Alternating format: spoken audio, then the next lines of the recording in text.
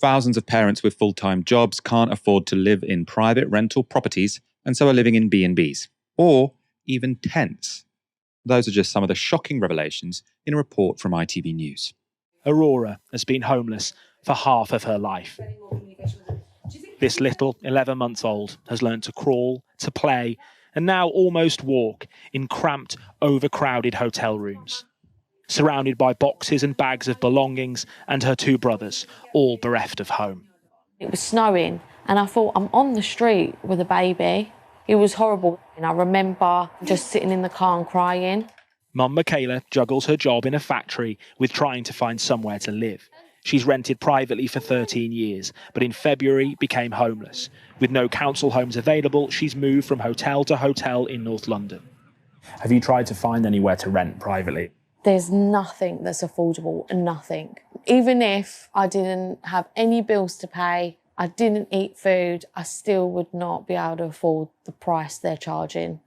So we've got a break in the weather. We've been with Michaela since the start of the school holidays. Despite working, she can't afford any summer clubs, so the park is their escape. We switch. Okay, every 5 goals. It's where 8-year-old Callis is happiest, with a ball at his feet.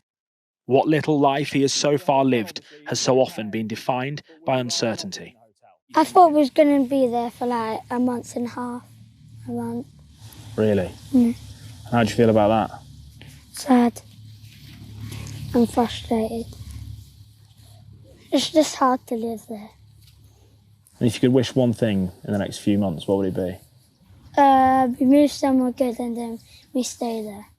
And that's just so heartbreaking, right? I mean, you saw that clip. The mum's doing everything. You know, I don't really buy into this sort of Tory argument that you should live the right way, and if you don't, then you know you've got what's coming to you, basically. But even on those sort of Tory terms, she was doing everything right? She's working full time, and that kid is being punished essentially by the state, right? Because there's nothing the mum can do to get them better, more secure housing. And so you hear the difficulty of that 8-year-old. And it's not the mum doing it to that 8-year-old, it's the state doing it to that 8-year-old. That is a political decision that we have made, that an 8-year-old, a young boy, is going through his life with zero security. What effect is that going to have on his mental health? What effect is that going to have on his chances of doing well at school? I mean, it's unbelievable. It's also completely unnecessary. Now, we could have spent the last 40 years building council homes, right? If we'd done that, then we wouldn't be in a situation like this. Instead, we starved councils of money, sold off housing stock, and banned councils from building replacements. That's the key thing, I think, which is completely despicable when it comes to UK government policy. What's even more shocking, though, is the story for this family just gets worse. Michaela has just been told the only property Enfield Council will offer them is private rented accommodation in the north of England. And if she doesn't take it, they'll be removed from the hotel.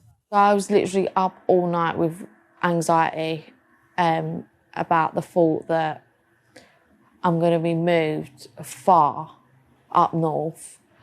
No support network for me or my children. My kids would have to be pulled from their schools. You work? And I work. So that mum is being told she either has to move to the north, like leaving her job, her extended family, her friends, pulling her kids out of school. That's pulling her kids out of school. Essentially, the state saying, you have to rip your child out of the school they are, out of their friendship group, to move somewhere cheaper, essentially. Or, and I think this is the real brutal part, or end up homeless on the street, right? So it's not saying, well, if you want to move out of this hotel we've given you, we'll send you up north. It's saying, we're going to send you up north, and if you decline, then that hotel that you're living in, which is B&B, whatever, it's a pretty miserable situation, you're going to lose that as well. Now, the situation in places where homeless Londoners are being sent to is also far from rosy. So ITV spoke to a family of 4 living in one of their grandparents, one of the family's grandparents' garden. Now, both parents here have full-time jobs, but they were served a no-fault eviction in June and can't find anywhere else to rent. The costs are ridiculous, and then you've got people that are offering 6 months rent in advance, so they're going to have them rather than us. It's very competitive, which it wasn't a few years ago. Obviously not getting much sleep in the tent and then go and work doing a 12-hour shift. I'm like constantly tired, but it's just what I've got to do, isn't it? It's took its toll on me mentally. Really, but like I said, I've been suicidal, so and I've rang the hotlines a few times to just chat to people and stuff. Now, those situations are not rare. 242,000 households are now classed as homeless, and 30,000 households have been moved by councils to live in completely different areas of the country. That young mother saying, my options are either I uproot my entire life, leave my job. Who knows if I'll be able to find a job in the north where I'd be sent. I don't have any networks. I don't have anyone who could help me out with childcare, help me out with finding a job. My child will have to be, after already being uprooted so many times from the place where my child lives, I now have to uproot them even from their school community. It's either that or I get made homeless, which once you fall through that crack, it's very difficult to climb back into the social safety net. That's an impossible decision. I don't know what decision I would make in that circumstance. I wouldn't wish it on my worst enemy to have to make that decision. It's devastating, but I'm not surprised. I'm not surprised that this is what is happening. It's sort of the mathematics of our economy right now. I'm particularly also not surprised that this is happening to families with young children. They have been incredibly hard hit, particularly hard hit by over a decade of austerity, by the recent shocks of the pandemic, the cost of living crisis, none of which were caused by working class people in this country. And yet they are bearing the brunt of it. As an average in London, you have Londoners paying 40% of their income on rent. On top of that, if you have young children, particularly children under 2, you are finding their childcare costs being 65%, in some cases 80% of your wage, of your take-home pay.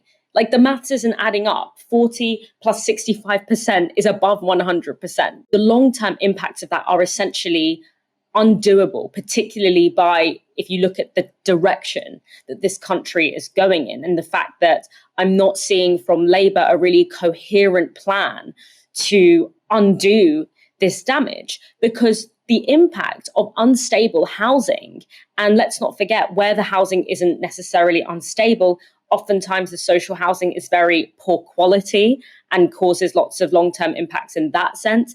But even just the fact of having a child being moved around a lot, having an unstable housing situation, the long-term impacts of that are proved. We know that it impacts children's emotional well-being. We know it impacts their educational development. We know it impacts their physical well-being. And that's going to have knock-on effects throughout that child's life. So we are just creating, by design, a generation of people who have been structurally failed.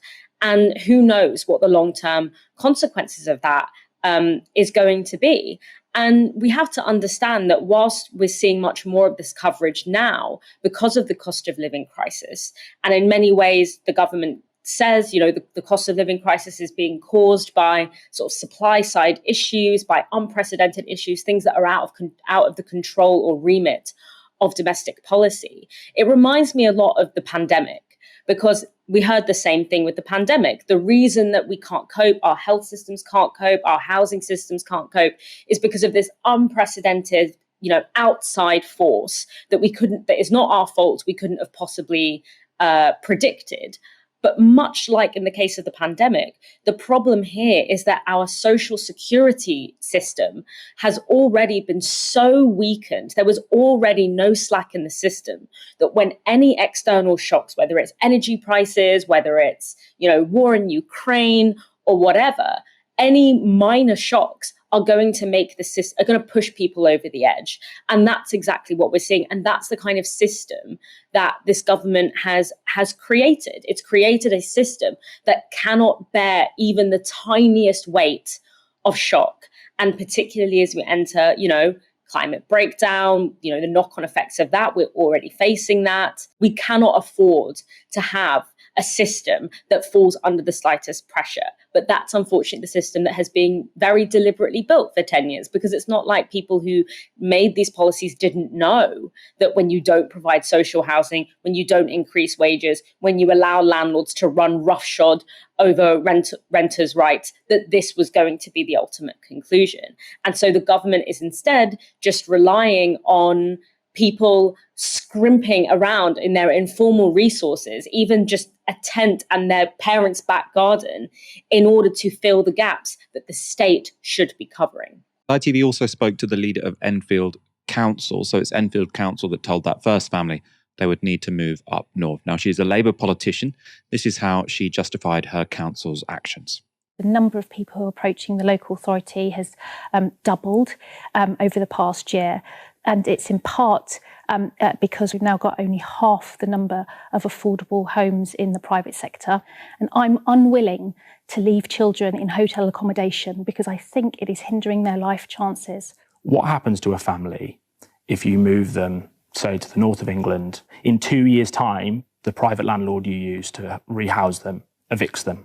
Well, in many ways, it's no different to being evicted when you would have been in Enfield too. So they would it's go to completely their different because they're from Enfield. So they may have family support network. They may have people they know. If you send them up to the north of England, they don't know anybody, and then they're homeless completely on their own.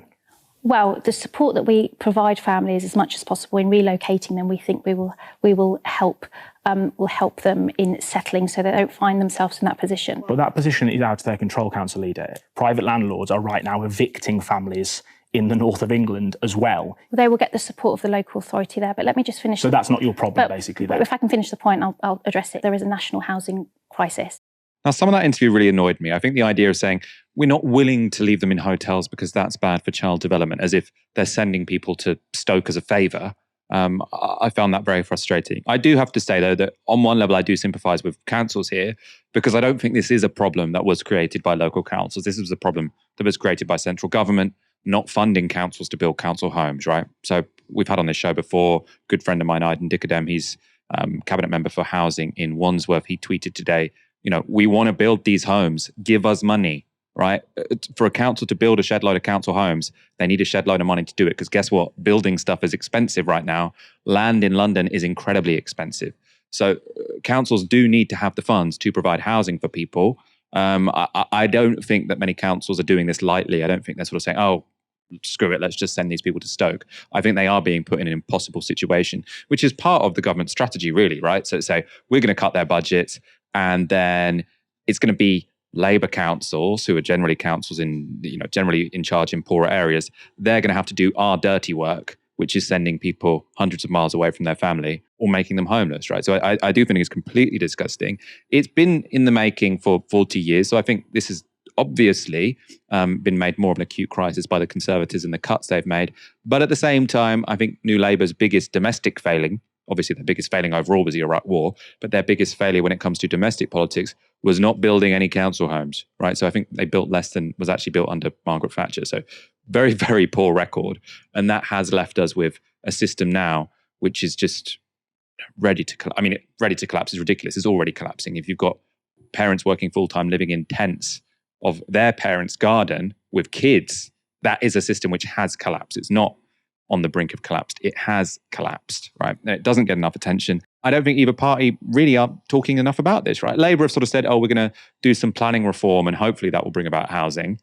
But we know that if you just leave this to the private sector, I think if you have planning reform, the private sector will build some more housing, but they don't want to build so much housing that collapses the price of housing. So they probably will, to some degree, trickle it out. So if we want to have a situation whereby, in 5 to 10 years, we have built enough housing to end the crisis, the state needs to do a hell of a lot of it. The state needs to do a hell of a lot of that building. People say, oh, well, in Germany, for example, they've got enough houses and they don't really have a council housing system. Yes, but they kind of have a completely different model of capitalism. So you have lots of non-profit organizations. You have lots of cooperation between the state and private developers to get land ready for construction. You also have less of a speculative system. So people treat housing less as an investment. We don't have that here. So given we don't have that here, we probably do need the state to just go build some housing.